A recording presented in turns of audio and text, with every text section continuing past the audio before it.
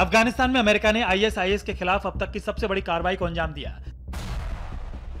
US army ने दुनिया के सबसे बड़े नॉन न्यूक्लियर बम GBU-43 को गिराकर बगदादी के ठिकाने को तबाह कर दिया है। करीब 10,000 किलो वजनी MOAB यानी मदर ऑफ ऑल बम को MC-130 एयरक्राफ्ट से अफगानिस्तान के नंगरहार प्रांत के अचिन इलाके में गिराया गया। यहाँ इस्लामिक स्टेट की सुरंगनुमा एक इमारत है। बताया जाता है कि ये इमारत अफगानिस्तान में बगदादी के आतंकियों का ट्रेनिंग सेंटर था। ट्रंप सरकार ने इस अटैक के जरिए पाकिस्तान के साथ साथ नॉर्थ कोरिया को भी कड़ा मैसेज देने की कोशिश की है। अफगानिस्तान के जिस अचिन इलाके में यह बम गिराया गया है, वहां से पाकिस्तान की तोरखाम बॉर्डर की दूरी महज 60 किलोमीटर है। Really another successful job. We're very, very proud of our military. Just like we're proud of the folks in this room, we are so proud of our military, and it was another successful event. आपको बताते हैं कि जिस mother of बम को Baghdadi के ठिकाने पर गिराया गया है वो आखिर कितना खतरनाक है। बम को मैसिव ऑर्डिनेंस एयर ब्लास्ट बम यानी MOAB नाम से जाना जाता है। 30 फीट लंबे इस बम का निकनेम मदर ऑफ ऑल बम है। इसका वजन 21,600 पाउंड यानी 9,800 किलोग्राम है। GPS गाइडेड बम में कुल 8,164 एक्सप्लोसिव भरे होते हैं। अगर न्यूक्लियर बमों को छोड़ दें तो ये दुनिया में मौजूद सबसे पावरफुल बम है। सीरिया में बरसाए जा रहे अमेरिकी बमों में ये 21 गुना ज्यादा वजनी है। ये करीब 1.5 किलोमीटर के दायरे में आने वाली हर चीज को तबाह कर देता है।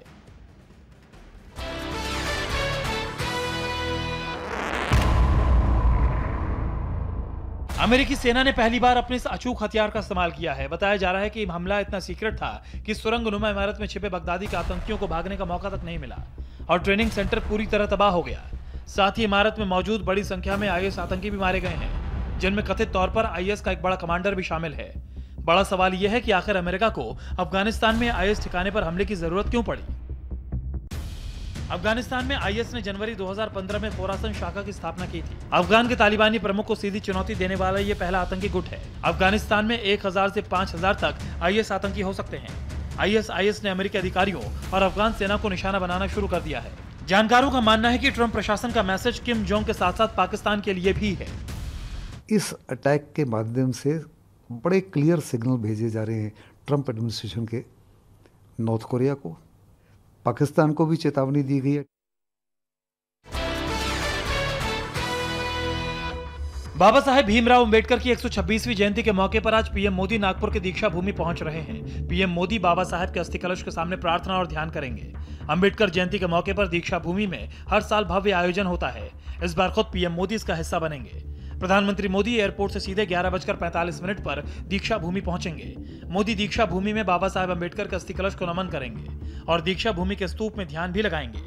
दीक्षा कलश के दर्शन के बाद प्रधानमंत्री मोदी नागपुर में कई सरकारी योजनाओं का शुभारंभ भी करेंगे। मोदी कोराड़ी में 3230 मेगावाट बिजली यूनिट को राष्ट्र को सौंपेंगे। नागपुर की इस दीक्षा भूमि पर बाबा साहेब अंबेडकर ने 14 अक्टूबर 1956 में बौद्ध धर्म की दीक्षा ली थी।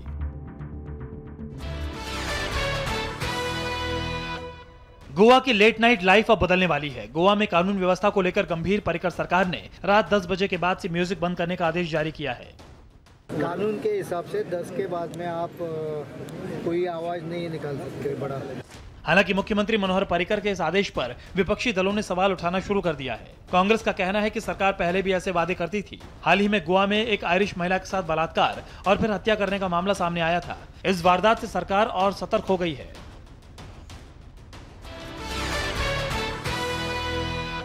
ईवीएम पर विवादों के बीच यूपी में निकाय चुनाव ईवीएम की जगह बैलेट पेपर से हो सकते हैं। स्टेट इलेक्शन कमीशन ने इसकी तैयारी भी शुरू कर दी है। दरअसल स्टेट इलेक्शन कमीशन ने मुख्य चुनाव आयोग से ईवीएम की मांग की थी, जिस पर इलेक्शन कमीशन ने यूपी के स्टेट इलेक्शन कमीशन से कहा है कि अभी जो मशीनें भेजी जा सकती हैं वो 2006 से पहले की बनी हुई हैं और इन मशीनों की लाइफ पूरी हो चुकी है। इस पर स्टेट इलेक्शन कमीशन ने कहा है कि पुरानी मशीनें इस्तेमाल नहीं करना चाहते, बैलेट पेपर से चुनाव की इजाजत दी जाए। यूपी इलेक्शन कमीशन का यह स्टैंड केजरीवाल को पसंद आया। उन्होंने ट्वीट करके कहा कि दिल्ली के एमसीडी इलेक्शन में भी बैलेट पेपर से वोटिंग होनी चाहिए। दिल्ली के राजौरी गार्डन सीट पर हुए उपचुनाव में बीजेपी जीत का जश्न मना रही है तो आम आदमी पार्टी में हार के बाद हाहाकार मच गया है। जीत से गदगद बीजेपी आज भी 272 वार्ड में जश्न मनाएगी। वहीं कुमार विश्वास और जनरल सिंह ने हार पर मंथन करने की सलाह दी है। राजौरी गार्डन सीट से आपके पूर्व विधायक जनरल सिंह ने हार पर ईमानदारी से चर्चा करने की मांग की है। विश्लेषण करना पड़ेगा कि क्या उम्मीदवार के चयन में कोई बात थी कि वहाँ के जो हमारे कार्यकर्ताओं के कोई बात थी। ईमानदारी से हमें उसको डिस्कशन करना पड़ेगा। वहीं पार्टी की करारी हार के बाद कुमार विश्वास ने एक के बाद एक कई ट्वीट किए। पानी आंख में भरकर लाया जा सकता है, अब भी चलता शहर बचाया जा सकता है।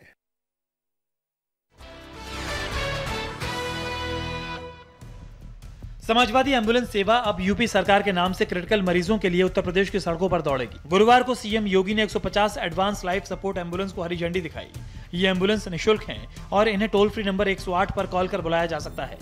दावा है कि एम्बुलेंस शहरों में 10 मिनट और शहर के पास के गांवों में 20 मिनट में उपलब्ध होगी। इन एम्बुलेंस को 2014 में ही केंद्र से मंजूरी मिल गई थी, लेकिन पिछली सरकार में इन्हें शुरू नहीं किया गया। एम्बुलेंस सेवा की योजना में कुल 95 करोड़ की लागत आएगी। लोगों को लगता है कि सरकार बहुत तेजी के साथ चल रही है। नहीं, सरकार की स्पीड ही यही होनी चाहिए और हम उसी स्पीड को लेकर के चल रहे हैं जो आज उत्तर प्रदेश की आवश्यकता है। दिल्ली के एक शादीशुदा प्रेमी ने अपनी शादीशुदा प्रेमिका को ताजमहल घुमाने के बहाने ले जाकर उसकी हत्या कर दी। आरोपी को अपनी प्रेमिका पर बेवफाई का शक होने लगा था। इसके बाद उसने आगरा घूमने का प्लान बनाया और प्रेमिका को सिकंदराबाद ले जाकर चाकू से वार कर हत्या कर दी और उसके बाद गला काटकर नाले में फेंक दिया। आरोपी छतरपुर इलाके में एक सिक्योरिटी एजेंसी चलाता है और दोनों पिछले 13 साल से दोस्त हैं। पुलिस ने आरोपी को गिरफ्तार कर लिया है।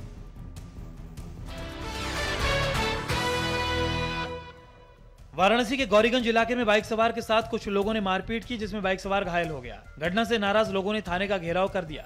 मौके पर भारी संख्या में पुलिस जवान तैनात हैं। पुलिस ने अज्ञात लोगों के खिलाफ केस दर्ज कर लिया है और मामले की जांच में जुटी है। सीसीटीवी फुटेज के आधार पर पुलिस आरोपियों की तलाश में जुट गई है। फिलहाल घायल का इलाज अस्पताल में चल रहा है।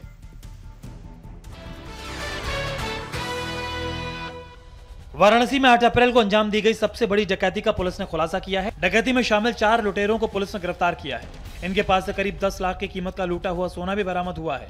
पुलिस के मुताबिक दिन दहाड़े अंजाम दी गई इस डकैती में करीब 11 लुटेरे शामिल थे, जिनमें से 4 गिरफ्तार हो चुके हैं, जबकि बाकी 7 लुटेरों की पुलिस तलाश कर रही है। इस लूट का मास्टरमाइंड शिवम और फैजान है। लूट के माल को ठिकाने लगाने के आरोप में शिवम के माता पिता को भी पुलिस ने गिरफ्तार किया है।